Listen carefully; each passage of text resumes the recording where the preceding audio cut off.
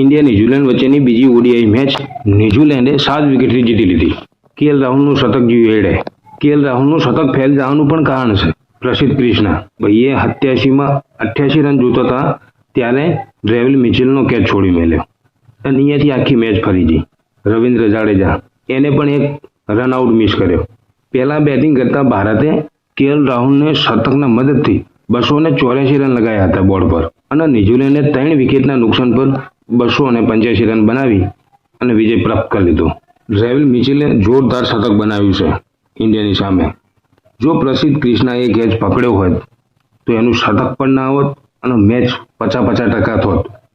ઇન્ડિયાને જીતવાનો chance હોત। જોઈએ ત્રીજી મેચમાં શું થાય છે। ટ્રોફી ઇન્ડિયા જીતે છે કે ન્યુઝીલેન્ડ? ન્યુઝીલેન્ડનો રેકોર્ડ છે આજ સુધી ભારતમાં એક પણ સિરીઝ જીત્યું નથી અને આપણે આશા રાખીએ છીએ કે ન્યુઝીલેન્ડ સિરીઝ જીતે પણ નહીં। મેચ ભલે જીતી જ હોય પણ સિરીઝ નથી જીતવા દેવાની અને ભારતીય ટીમને ફિલ્ડિંગ સુધારવાની જરૂર છે। સુમન ગિલને રોહિત શર્મા જેવું કડક રહેવું પડશે। વિરાટ કોહલી દાદા કેચ છોડ્યા પછી ખેલાડીઓનો વારો લઈ નાખતા હતા, બસ એ જ રીતે સુમન ગિલને હમણાં ખેલાડીનો ક્લાસ લેવો પડશે તો જ ફરીથી એ લોકો મિસ ફિલ્ડિંગ કરવામાં વિચારશે, કેચ છોડવામાં 17 વાર વિચારશે। જોકે કેચ છોડો કોઈને કંઈ ગમતો ના હોય, છૂટી જતો હોય પણ તોય ફોકસ કરે વધુ એમ। પ્રસિદ્ધ ક્રિષ્નાએ બોલિંગ હારી કરી તો કુલદીપ યાદવે આજ રમણ ભમણ કરી નાખ્યું। કુલદીપ યાદવ આજ પ્રસિદ્ધ ક્રિષ્ના બની ગયો। જોકે એક વિકેટ મળી કુલદીપ યાદવને પણ મેચ ના જીતાડી શકે એનો મતલબ કોઈ નહીં ને। સુમન ગિલે પણ સારી બેટિંગ કરી હતી, અર્ધશતક લગાવ્યું હતું। કેએલ રાહુલે શતક લગાવ્યું। વિરાટ કોહલી, રોહિત શર્મા, રવિન્દ્ર જાડેજા, નીતિશ રેડ્ડીને મોકો મળ્યો, કશું ના કરી શક્યા। એના કારણે ટીમ ઇન્ડિયાને હારનો સામનો કરવો પડ્યો।